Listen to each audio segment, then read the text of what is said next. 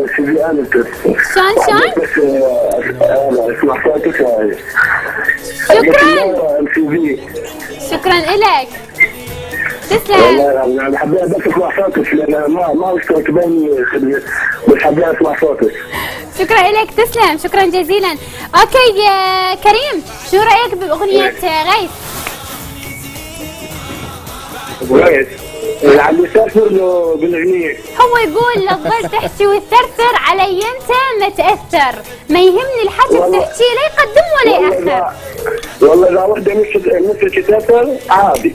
اذا وحده مثلي تثرثر عادي. اذا وحده مثلك تثرثر عادي. كريم انا المشكله لا قصدي يعني اكو ثرثره حلوه، ما ثرثر برا البيت، ثرثر بس بالبيت. غيث احكي وياه. عندك سؤال الغيث كريم؟ اي والله غيث. كريم تحياتي لك وتحياتي لكل اهلنا بالبصره. هدينا طبعا. شكرا غيث. حبيت اسمع اغنيه لك. يسمع اغنيه؟ تسمع اغنيه الي؟ شنو نوع الاغنيه؟ هم المجروح؟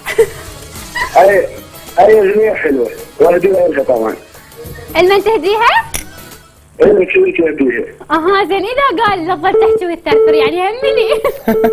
اوكي كريم، شكرا لاتصالك، شكرا للمشاركه الحلوه، شكرا للتواصل الحلو. طيب يلا نسمع اغنيه وبقى اخر رقم عليك انت راح تكمل لنا اياه مخرجنا.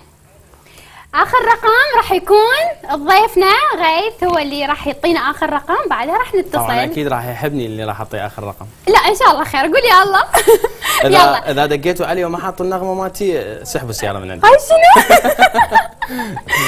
يقول غيث اريد الا الاغنيه مالتي، اذا ما نخلي الاغنيه مالتي ما تطل سياره.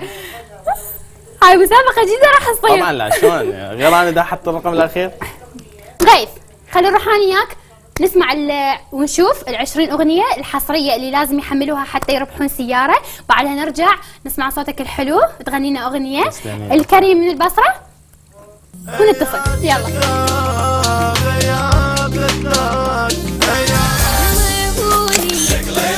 يا روحي اخاف اشرب مش وقت ابوس انا اشباك وجه اللي بالي. شابكم هذا العراق قبالكم. يا غار هو يا غار ما يلقى القلب غيره يلف ويدور.